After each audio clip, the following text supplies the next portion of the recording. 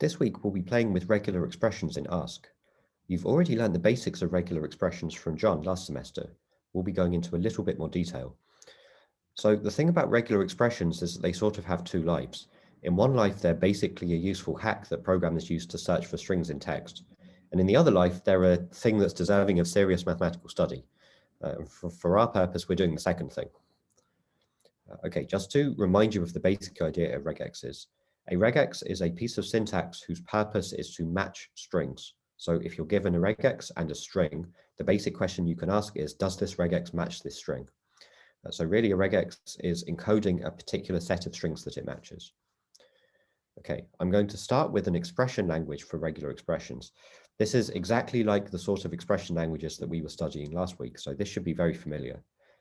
The first choice I'm going to make is, instead of saying that regexes work on strings, that is lists of text characters, I'm going to say that regexes work on lists of any data type, and I'm going to take that data type as a parameter.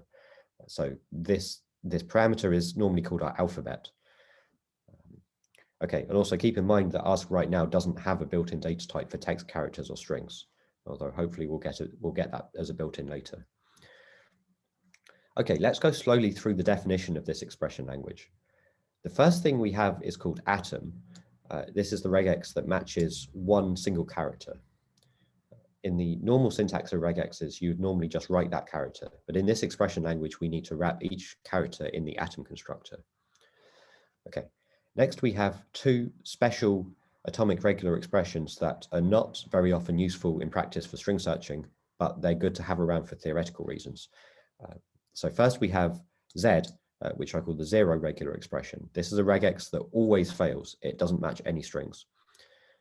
And then we have I, the identity regular expression. So this matches the empty string, but it doesn't match any characters.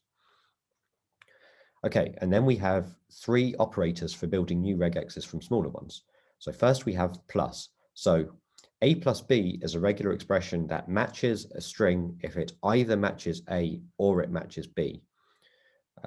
So this one is normally written as a plus sign in the normal syntax of regex.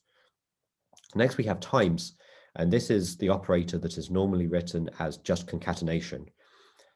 So what this does is that A times B matches a string if that string can be cut into the concatenation of two strings where the first one matches A and the second one matches B. And the last operator we have is star. This is normally written as a suffix operator, so you write a star after the regex. What this does is star A matches a string when that string can be cut into some number of pieces and each piece individually matches A. And we allow the number of pieces that we're cutting to be 0, which means that star A will always match the empty string. Okay, I'm going to show off each of these by running it, but first there's all this stuff. So this is an implementation of regex matching, and you don't need to know about this. When you do exercises, all of this stuff will be in scope but invisible. But if any of you are interested, this is a deeply magical algorithm. It uses something called the Brzozowski derivative. And I've written it here. So if you want to search for it, you can pause the video to see how to spell it. Okay, and at the end of this, we get a function called match. So this takes a regular expression and a list of characters, and then it returns a Boolean that says true if you have a match and false if you don't have a match. And we also need to take one more parameter to the function. This is a way of deciding whether two individual characters are equal to each other or not. Okay, so at this point, I can just set myself up an alphabet. So here I have an alphabet with 3 letters in it, A, B, and C. And I do have to write an equals function for it. And this is super tedious. I have to do this by listing every combination explicitly. Okay, so now I can start showing some examples by running tests.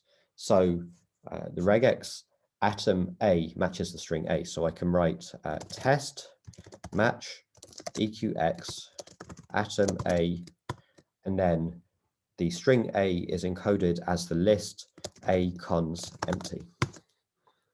So hopefully this returns true.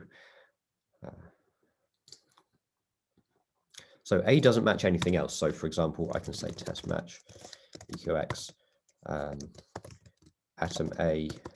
So the string B should not match. I just realized the test match is an unintentional cricket joke. And so it should also not match the empty string, and it should also not match a string, for example, AB, which would be written as A cons B cons empty. So yes, we get false, false, false for those three.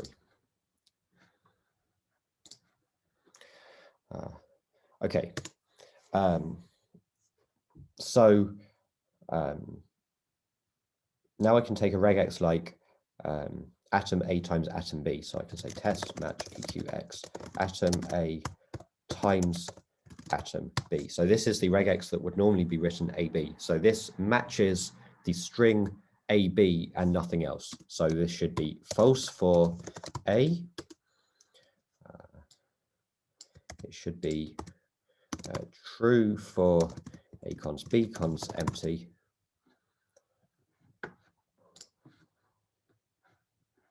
There.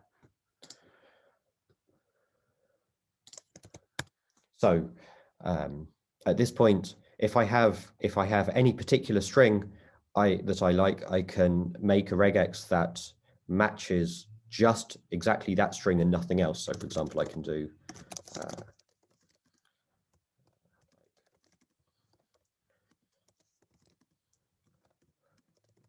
pick some random 4-letter string.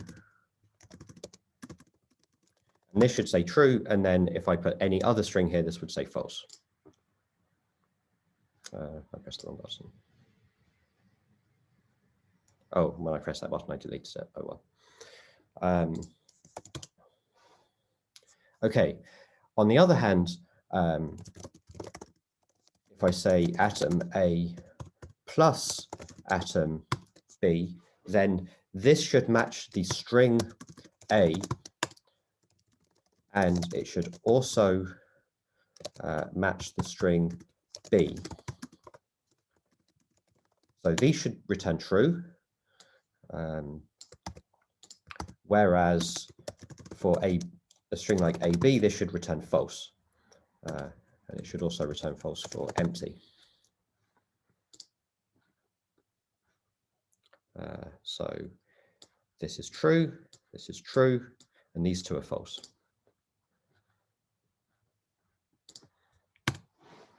Okay, so if I have some finite number of strings that I like, I can make a regex that matches just those and none others by joining them together with plus. So I could write, for example, A. So here's, I can use star to make something that matches, use times to write something that matches ABC, and then join it with plus to something that matches, say just A. And then this should match the string ABC and the string A, but no other strings. So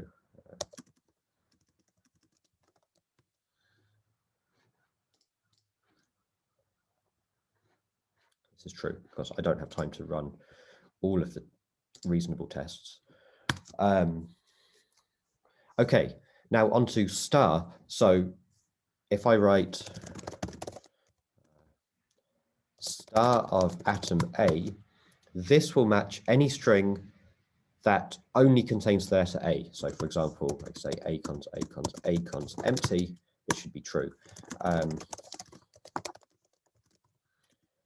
This should also return true because the empty string matches this regex because it's 0 things that match A. Whereas if I put in a B,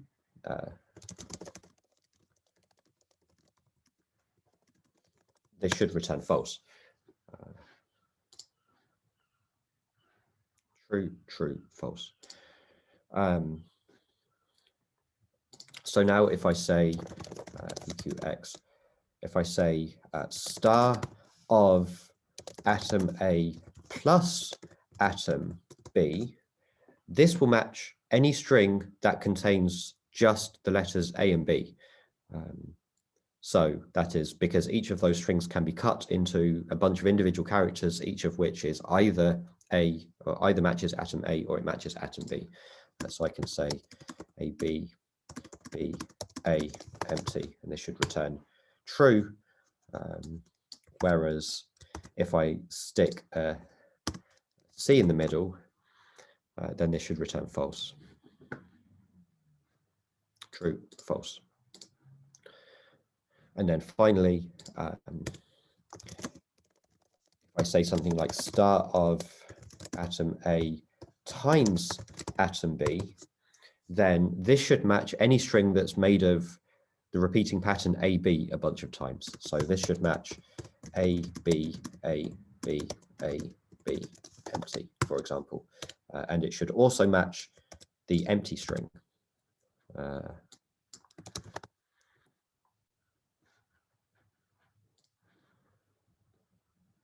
True, true. Okay. Okay. In the next video, we're going to be doing something that looks totally different, but is secretly the same thing in disguise, which is state machines.